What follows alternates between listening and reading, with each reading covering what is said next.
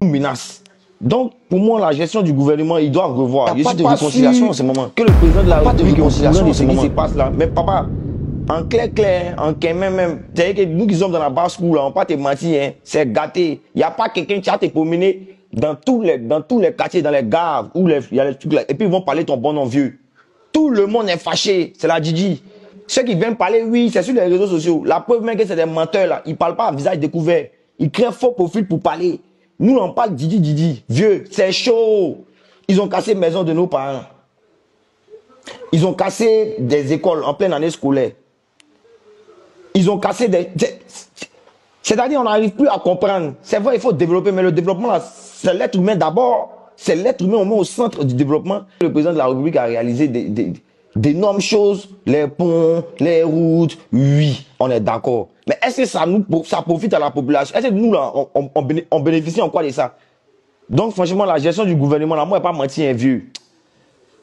Moi, il ne m'arrange pas. À moins que, peut-être quand on parle là, on n'est pas encore arrivé aux élections. S'ils commencent à nous écouter, il n'y a pas de problème. Mais alors là, quand on parle, non, on envoie les bulldogs pour venir nous menacer. Parce que ceux qui ont faux profil, on ne sait pas c'est quel animal. Peut-être qu'il y a derrière un faux profil, peut-être qu'il y a un allié. Tu n'es pas présenté en forme physique comme un homme. Donc, on ne peut pas savoir si tu es un bulldog ou même tu es un être humain. Si tu es un être humain, viens ton véritable profil. Donc, quand nous on dénonce là, c'est les bulldogs là qui arrivent pour venir nous casser les noisettes. Mais on tient le coup. On tient le coup. Nous, on est prêt à mourir, hein, pour que le pays soit géré bien et que la politique sociale soit bien menée et que tous les Ivoiriens profitent de l'an du cacao, du café, toutes les ressources que nous avons.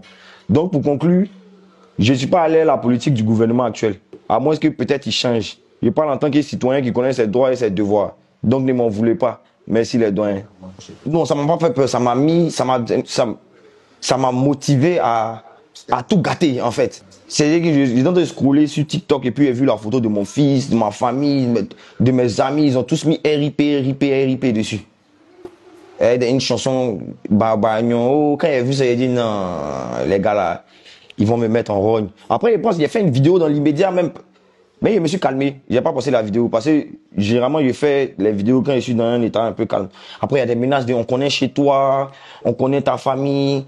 Lors des élections, on va t'égorger, on va te truc. Mais moi, il me dit que c'est pas une façon de faire de la politique. Vous avez en face quelqu'un qui a des bouquins et vous voulez l'attaquer avec des machettes. Donc, revoyez votre façon de faire les choses. Cela ne bénéficie en rien aux partis politiques que vous soutenez. Eux aussi, ils aimeraient avoir des jeunes qui ont l'éloquence, qui savent parler, qui savent s'exprimer devant une caméra pour pouvoir vendre les bienfaits ou pouvoir vendre ce qu'ils ont pu réaliser pour la Côte d'Ivoire. Donc, à chaque fois que vous me menacez là, dites-vous que vous me rendez encore plus nerveux, encore plus fort. Là, il passe en mode super saiyan. Et vous n'avez pas le monopole de la vie de quelqu'un. Seul Dieu a le dernier mot. Si Gbagbo Laurent lui-même a essuyé des coups de canon, des missiles, des pumas, des trucs et qu'il est revenu encore en vie, c'est pas vous là, vos menaces là qui vont m'effrayer. Venez me tuer. De toute façon, on sait ça sera qui le responsable. Déjà, je pense que le président ne va pas se représenter parce que c'est un homme de parole. Il nous a dit en 2020 que c'était par cas de force majeure, un truc comme ça. C'était pour ça qu'il s'était représenté. Le président de la République nous a d'abord promis 5 ans. 5 ans pour changer la misère dans laquelle nous sommes encore en 2025. Malheureusement, je pense qu'il y avait d'autres tâches qui l'attendaient, donc il a poussé à 10 ans.